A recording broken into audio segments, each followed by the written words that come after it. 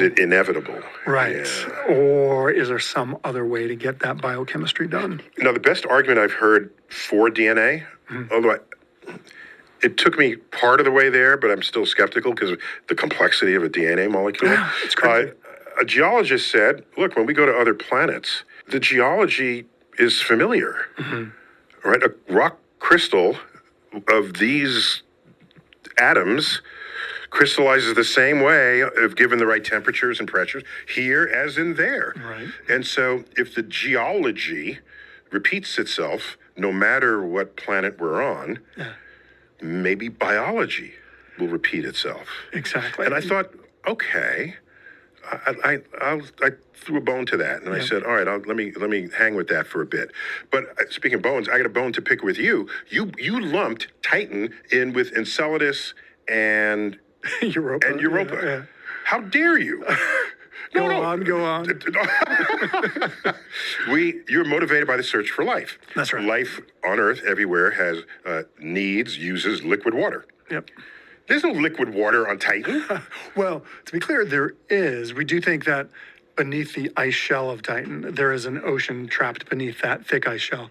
But I think you're referring to the fact that on the surface, we got these liquid methane and ethane. Liquid. If you have liquid methane, you don't have liquid water. That's right. Just to be clear about that. Okay. But it's not just a given that every moon is going to have a heated interior from tidal forces.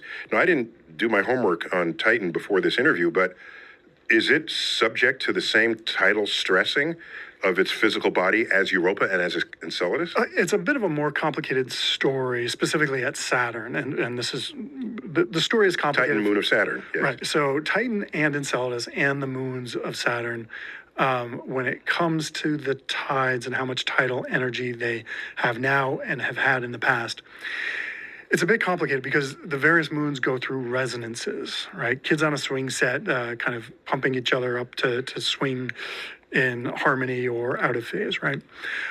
In the Jovian system with Jupiter system. The Jupiter system with Io, Europa, and Ganymede, those three moons are right now in a beautiful resonance we call the Laplace resonance. So for every 2 times Io goes around Europa, Io goes around Jupiter, Europa goes around Jupiter once. For every 2 times Europa goes around Jupiter, Ganymede goes around Jupiter once. I did not know they were in resonance. Yeah, and so that's what keeps their orbits slightly... So the system evolves to that because the dynamical forces favor it. Exactly. So gradually the orbits widen out, and then Io starts tugging on Europa, and Europa on Ganymede. Perhaps someday Callisto will be part of the party, but right now it's not. So that would complete the big four.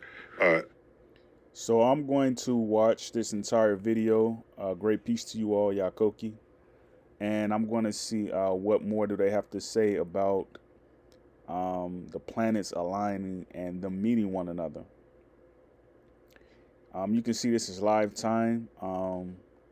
It's the skyline. It just froze. So like it's probably not going to start back up. But you can see we're in 2079 right now. And you have Earth being close to Venus, Earth being close to Mars, Earth being close to Mercury, and it's being close to the sun. So I'm not sure like how this works as far as like who's controlling the Earth orbits. But you can see whoever's controlling the Earth orbits, they're not allowing it to get close to the sun. Because if it gets close to the sun, that probably means that we're going to see a lot of different life forms than we usually see on planet. Because whatever is on the sun is going to get on the planet. It's going to get on our planet. It's going to hop on the Earth. Because you know how things get like very hot and you start to see poisonous plants that you never saw before. You start to see animals that you never saw before and stuff like that. That's why we need to get closer to the sun so we can see more life. But right now, it's on an orbit. I'm not sure like what's going on with it, but you can see right here, this is a good website to go to. It's skyline.com, and to see like the different orbits. But you can see here, Mars is on the outer layer, and Mars probably is going to have life on it before we close out on this atmosphere right here. That we close out on this computer system, because you know Earth is a computer system. Yeah, so Mercury, it has life. Venus obviously has life. Obviously Mars has life, but you're going to see a lot of different things start to happen beyond the 3000s. So I want to see like what's curious to like seeing this play out. So I'm going to come back with another video, and I'm just going to let it play through and see like